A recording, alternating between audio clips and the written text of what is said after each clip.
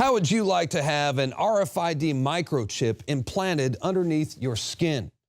Or maybe an electronic tattoo that sticks to your arm or your wrist? Not only does it look badass and trendy, but it's also every bit as useful and complex as your smartphone. Now, I know it sounds like something futuristic or even something out of a science fiction movie, but guess what? The future is now. And not only does this technology already exist, but it's already being developed and implemented at a rapid and accelerated pace as the technological elite finally begin to bridge the gap between our digital and physical identities.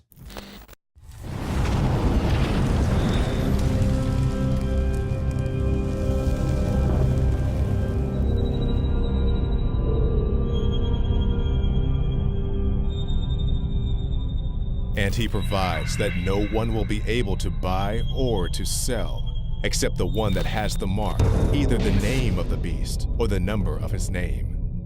Here is wisdom. Let him who has understanding calculate the number of the beast, for the number is that of a man, and his number is 666. So how close are we to actually having microchips implanted under our skin? Well, according to the NBC Nightly News with Brian Williams, we might be a lot closer than you think. More now of our special coverage here tonight, life in the U.S. in 10 years' time. The year is 2017. You're rushed to a hospital unconscious with no ID or medical history, but thanks to a microchip under your skin, it's all there. Science fiction 20 years ago, but a biometric reality today. In medical news tonight, a chip the size of a grain of rice could save your life. I've just been chipped myself. It's not a painless process, but it doesn't last too long, not too difficult. Minor surgical procedure.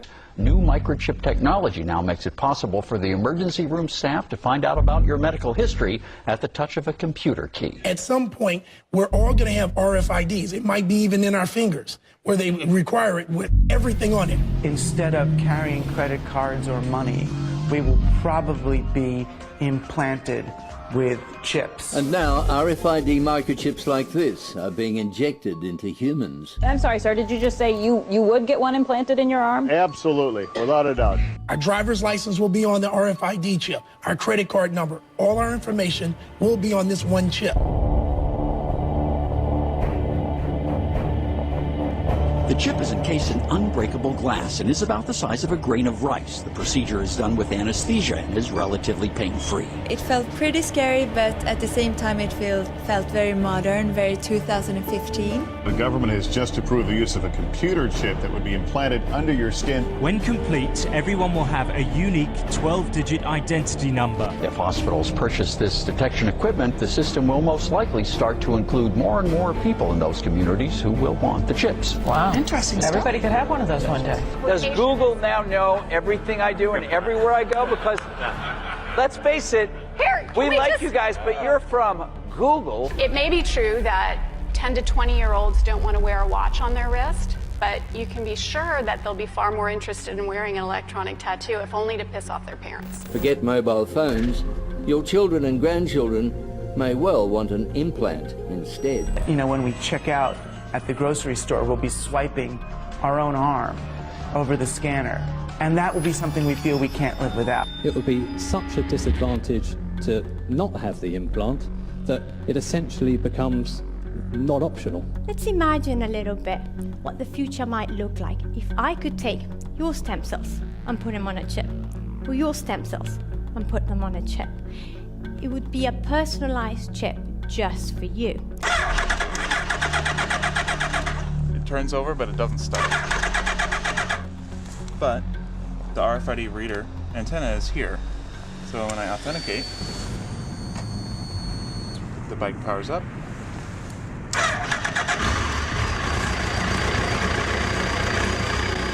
That's it. Imagine if some of these machines could be made so thin, light, and portable that they could be attached right to the surface of your skin and go wherever you go. There's some very sophisticated device functionality sitting on my skin. Welcome to the future, specifically the checkpoint of the future. It is envisaged that the passenger will be able to flow through the security checkpoint without interruption. This is what IATA, which is the airline industry trade body, is hoping will become commonplace around the world. A sort of one-stop shop for security from the curb to the gate, as they say, with dignity. Can a microscopic tag be implanted in a person's body to track his every movement? There's actual discussion about that. You will rule on that, mark my words, before your tenure is over. Mark my words, huh? More like the mark of the beast. Even though it is called a tattoo, there is no need to pierce or puncture the skin. Instead, the device sticks on. So what we can do then is we can take this device, laminate it on the skin. It occurs to me I've got them in my dogs. Why wouldn't I have them in small children too? There are also several products available to keep track of children. Many of them act as emergency cell phones and tracking devices, with some even able to display on a map the places your child has visited. They told you we're giving you a nano tracker chip? Yes. To think something so small can connect you to everything that matters. Because I'm in love with my kids' kids. Because my car lost control while driving. Because now I'm looking out for both of us. Because I have diabetes, but it doesn't have me.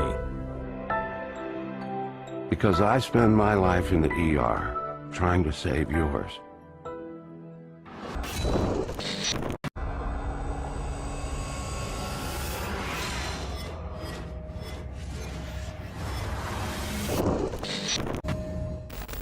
And we are now joined by Brandon Gallups from the Freedom Friday radio show. And Brandon, you are a Christian and a biblical scholar. And I wanted to get your take on all this. We see this emerging technology that's on the rise right now. Do you think we are seeing the beginnings of the mark of the beast? Darren, yes, as you said, brother, I am a Christian unashamedly, and I base my life and my views of the world on a biblical worldview. I compare everything against Scripture. And, you know, I'm not one to dogmatically say that absolutely the mark of the beast has arrived on the scene. But with the technologies that we're seeing, the RFID, people willingly getting implanted, and a push even in some places for maybe some forced implants very soon, I do think that that is right around the corner, brother. We could very well be on the horizon of that. Well, see, what's kind of scary to me is we're starting to see a trend, and it's a familiar trend. And that is these executives from these technical corporate giants, if you will, the revolving door, once again, between these high-tech executives and positions in the federal government. For example, Tommy Thompson, he is the former Secretary of Health and Human Services, and he is now on the board with Verichip Corporation. And he is out there actively lobbying for the microchip implant. I'm sorry, sir. Did you just say you would get one implanted in your arm? Absolutely, without a doubt. Okay. Tommy Thompson, former Health and Human Services Secretary. Scott Silverman, Chairman and CEO of Applied Digital. Don't forget to vote in our Squawk Back question. Would you implant or have implanted an RFID chip? They slide it under your skin of your arm. You don't even know it's there.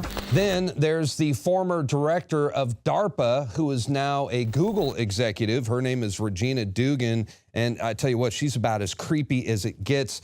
She's out there promoting smart tattoos and ingestible biochips that are already approved by the FDA, by the way.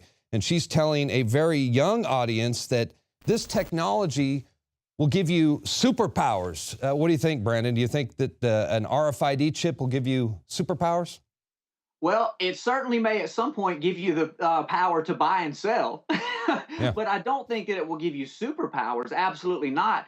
And you know, Darren, when we compare this to Scripture and we look and see, you know, particularly Revelation 13, talking about that the whole world will have this system, and that you will have to have it to be able to buy and sell. This system, this RFID system, is the first technology that we have seen that provides that ability. Now, again, I'm not saying dogmatically this is that, but it certainly has the ability to become that very quickly.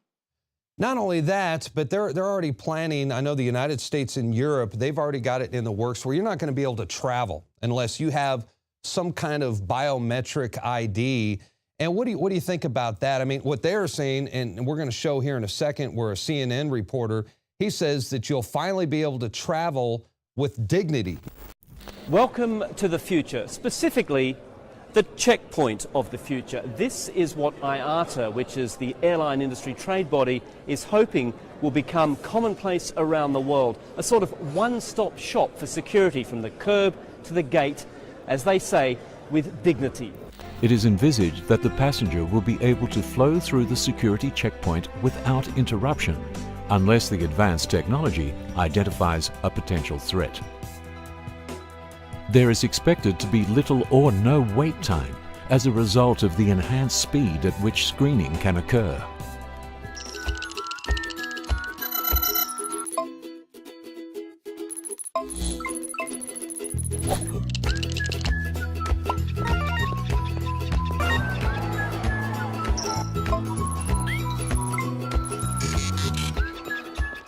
So there you have it, basically a system which, if IATA has it right, will mean that passengers go from the curb to the gate in their language with dignity, without having to stop, without having to unpack, without having to strip, without having to be worried about being groped.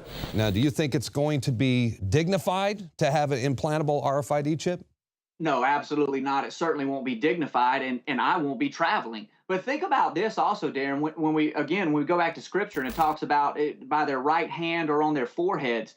You know, obviously John, who saw this vision, lived over 2,000 years ago, and he was using the best language he had to describe what he was being shown. Sure. So, listen, the forehead, the biometric ID, that could be as simple as a retina scan. And we're already seeing these technologies being mandated in, of all places, Israel, which I think is very interesting.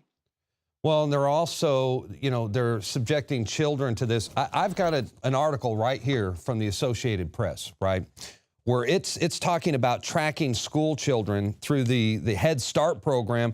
They even have kids as young as preschool where they stitch RFID tracking devices in their jerseys, which are required. These kids are required to wear these so they could track their every move. Meanwhile, in the UK, RFID chips are used to track children everywhere they go all day long. So picture this. You have Tommy, young Tommy, he's about 11 years old. When he gets out of school, he gets on the bus, they have him wearing an electronic bracelet, right?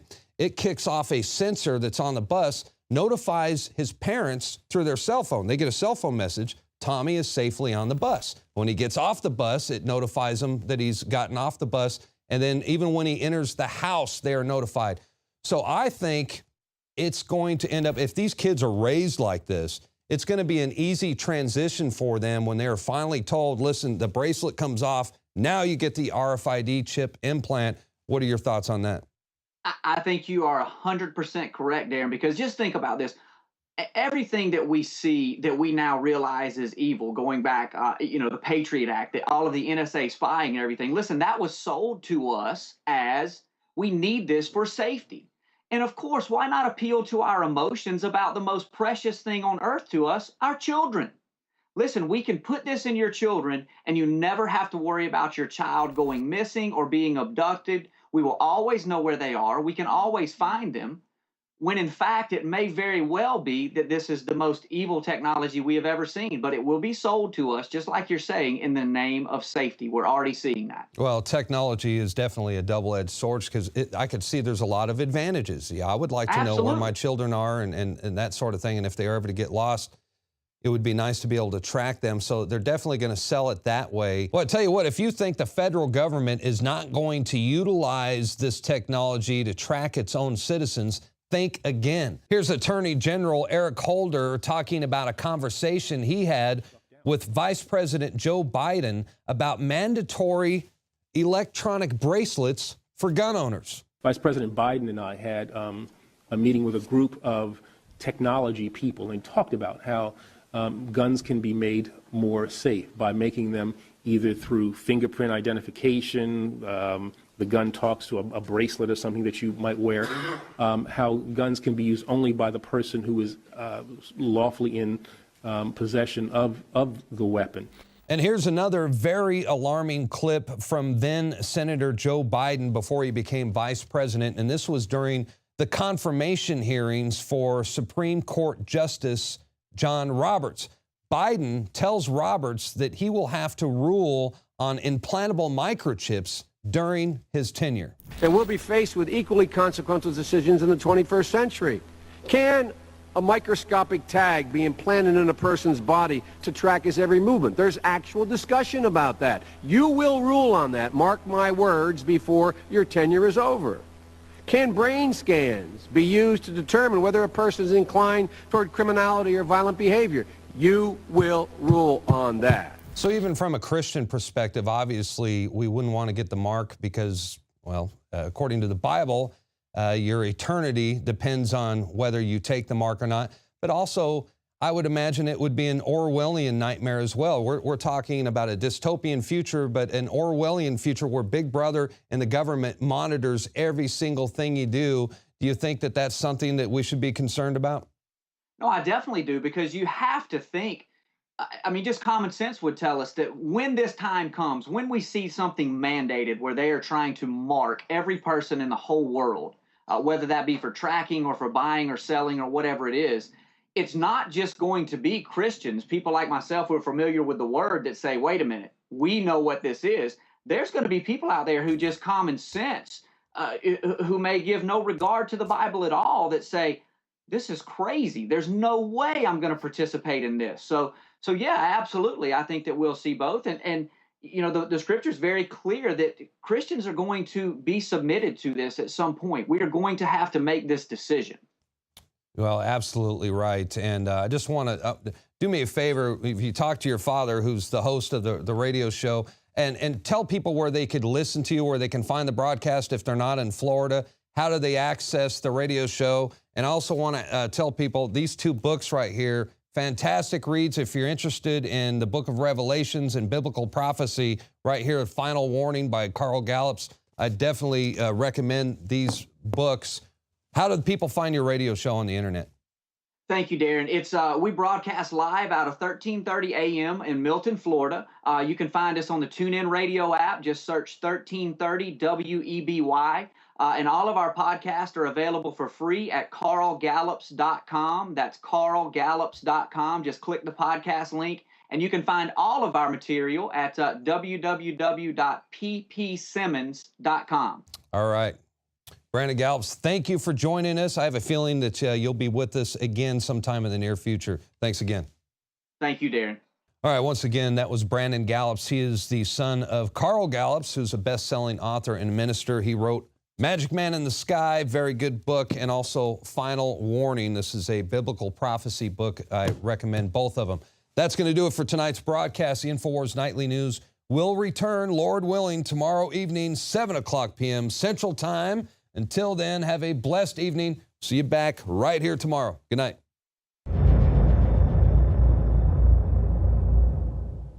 From the water table to our soils to the atmosphere itself, our world is becoming more and more toxic each and every day. But it's not just the air outside that's toxic. Indoor air has been shown to have 2 to 5 times higher concentrations of pollutants than even outdoor air. And most Americans spend 90% of their time inside using toxic chemicals within their homes. There are more than 42 million smokers in the United States. Well over 1,000 types of mold and mildew linked to numerous conditions. And don't forget the fact that 6 million Americans live with pets they're allergic to as well. When I began to research these statistics, it was clear to me it was time to start cleansing my lungs in order to combat the toxic environment that we cannot escape but that we can fight back against. Made with organic and wild cultivated herbs and manufactured in the USA, the new InfoWars Life Lung Cleanse is here in a convenient spray bottle that can be brought with you throughout any toxic environment. Now available exclusively at InfoWarsLife.com or by calling toll-free 888-253-3139. You are watching the InfoWars Nightly News, which airs 7 p.m. Central at InfoWarsNews.com. And your support is helping us defend liberty worldwide.